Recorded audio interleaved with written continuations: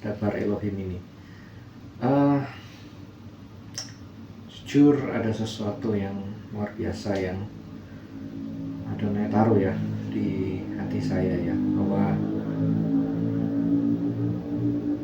kedepannya ini seperti yang pernah kita bahas di midras-midras sebelumnya tentang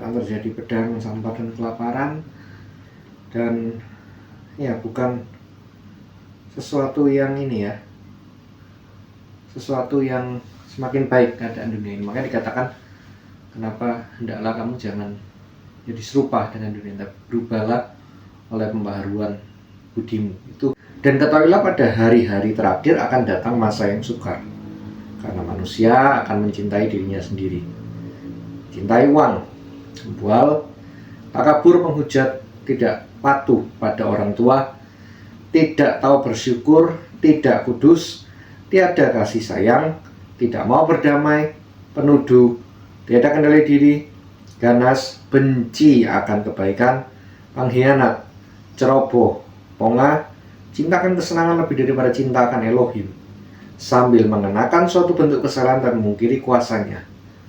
Hindarilah hal-hal ini. Sebab di antara mereka ada yang menyelinap masuk ke dalam rumah-rumah sambil memikat wanita-wanita bodoh yang syarat ditimbun oleh dosa karena dikuasai berbagai keinginan, yang selalu belajar tapi tidak pernah sanggup sampai pada pengenalan penuh akan kebenaran. Dan seperti cara Yanes dan Yambres menentang Moshe, demikian pula mereka ini menentang kebenaran, sebagai orang yang telah dirusak pikirannya yang tidak tahan uji berkenaan dengan emunah. Sebaliknya mereka tidak akan maju lebih jauh lagi, karena kebodohan mereka telah menjadi nyata bagi semua orang, sebagaimana hal itu telah terjadi. Ya, sebelum melanjutkan tadi yang sudah kita baca dari ini ya, kitab 2 Timotius, biar izinkanlah saya membacakan sebuah nubuat dari Yesaya ya. Yesaya pasal yang ke-9 ayat pertama hingga ke-6. Bangsa yang berjalan dalam kegelapan telah melihat terang yang besar. Mereka yang berdiam di tanah bayangan kematian, terang telah bersinar atas mereka. Engkau telah memperbanyak bangsa, engkau telah menambah sukacita. Mereka bersorak di hadapanmu seperti sukacita waktu panen, seperti orang bersorak-sorak saat mereka membagikan harta rampasan. Sebab engkau telah mematahkan kuk beban dan gandar di pundaknya, yaitu tongkat orang yang menindas padanya seperti pada masa Midian. Sebab setiap sepatu tentara yang berderap-derap dan setiap jubah yang berlumuran darah akan menjadi penyulut api. Sebab seorang anak telah lahir bagi kita, seorang putra telah diberikan kepada kita, dan pemerintahan ada di pundaknya. Namanya disebut Ajaib, Penasehat, Elohim perkasa, Bapa yang kekal, Melek Hashalom atau Raja Damai. Dalam hal perluasan pemerintahannya dan dalam hal damai sejahtera, dia bersejarah di atas tahta Daud, di atas kerajaannya, untuk meneguhkan dan mendukungnya dengan keadilan dan kebenaran, sekarang sampai selamanya, sebab dengan kecemburuan Adonai Sebaot akan melakukannya. Haleluya. Jadi Mara Ahiakoti sudah kita baca bersama ya, masa tentang pemerintahan Midian. Ini bicara apa sih sebenarnya tentang Kanaan dan Israel? Bicara apa? Secara spiritual ini bicara tentang bahwa Israel itu adalah orang-orang pilihannya ya, yang dipanggil dari keluar dari kegelapan kepada terang yang ajaib ya, 2 Petrus 2 ayat 9. Atau sebagaimana dahulu Israel meninggalkan Misraim, meninggalkan tempat perbudakan dan pesah atau dosa itu, menuju kepada menjadi umat pilihan Tuhan. Ya, nah di tengah kondisi yang gelap ini, penjajahan dari dosa, dari lawlessness ya, hidup yang tidak ada hukum, yang tidak takut akan Yahweh Elohim, datanglah janji akan Mesias. Ya, janji akan Mesias. Yang disebut apa? Nah, yang dikatakan Mesiasnya begini, dikatakan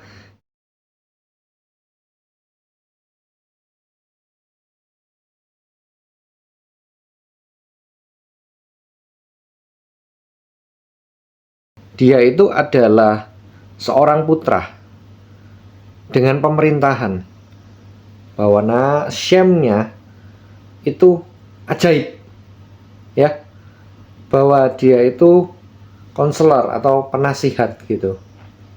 Kemudian juga dikatakan apa? Dia Elohim yang perkasa, Bapak yang kekal, dan Melek Hasyalom, ya, atau Raja Damai. Artinya begini loh. Artinya dari tadi yang kondisi yang demikian tadi sudah kita ini bersama, ya, di akhir zaman, bahwa manusia tidak menggunakan agama, tidak taat orang tua, lebih mencintai diri dari yang lain, sekeuangan masalah apa, masalah-masalah itu. Tapi ada sebuah janji kelahiran dari Raja Mesias ini. Nah, ini bicara tentang apa? Ini bicara bagi kita semua. Adakah Yeshua HaMashiach Adonai itu yang menjadi teladan, ya, menjadi teladan bagi hidup kita? Sudah lahir gitu loh. Jadi lahir, dia itu menjadi apa? Menjadi raja. Artinya apa? Dominion. Bahwa pemerintahannya berkuasa penuh dalam seluruh aspek kehidupan kita. Nah, itu ada nggak di kehidupan kita? Bahwa dia menjadi penasehat, ya. Artinya bahwa setiap langkah, setiap apa yang kita kerjakan itu mendapat tuntunan dari dia. Bahkan dikatakan dia itu Bapak yang kekal. Artinya bahwa apa? Artinya bahwa ada pemulihan relationship gitu. Nah, banyak dari orang-orang percaya hari-hari ini keluarganya bermasalah. Banyak dari kita ini mengalami di mana tadi seperti katakan tidak lagi taat pada agama, tidak taat pada orang tua, ya kan, ragu segala macam. Nah, adakah itu pemulihan itu kita alami? Iya, kita tiap tahun ya merayakan Hanukkah,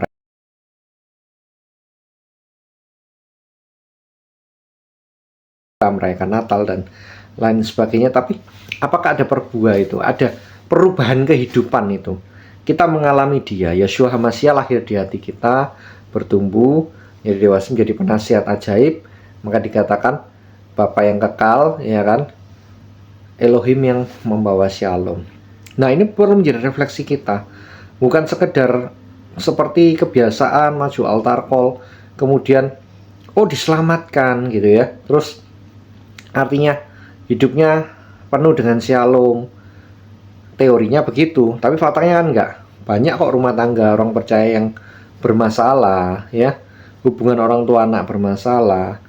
Ini berarti artinya apa? Pemerintahan Elohim belum sepenuhnya berkuasa. Kita yang masih jadi raja, ego kita yang masih memerintah. Nah, ini perlu menjadi refleksi kita. Sampai di mana perjalanan spiritualis kita? Tiap tahun merayakan ini itu, kita apakah tetap serupa dengan Eretz atau dunia ini yang semakin gelap, atau kita ini semakin kados? Biarlah Yeshua HaMashiach Adonai itu kita izinkan menjadi melek, ya, di hidup kita. Melek Hasyalom, raja yang membawa damai. Menjadi penasehat, artinya setiap langkah, setiap putusan apa kita nggak sembarangan.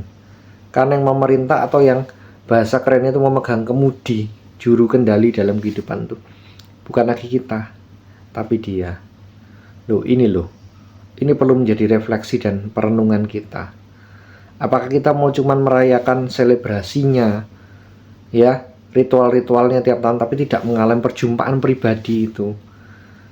Ya, kita harus jujur dengan masing-masing. Karena kekuatan kegiatan ritual agamawi, kemudian pelayanan, ya, nama baik di masyarakat, itu tidak memberikan shalom. Maksudnya gini, itu di luar, orang melihatnya bagus, ya.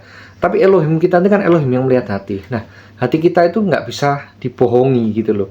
Apakah hidup kita ini ada shalom? Apakah ada pemerintahannya? Apakah sudah ada transformasi di dalam kehidupan kita? Nah, ini hanya bisa dilakukan lewat adanya Moshiach itu. Sang Raja Penyelamat yang lahir, masuk, dia jadi besar, kita berikan dominion itu artinya kita dengan penuh keikhlasan, dengan kerelaan, dengan free will kita mau dibentuk, dididik, diajar, jadi serupa dengan dia dalam setiap aspek kehidupan kita. Ya kan, dia jadi melek, ya, jadi memerintah segalanya. Oke, sekali lagi, biar ini benar-benar menjadi refleksi kita bersama.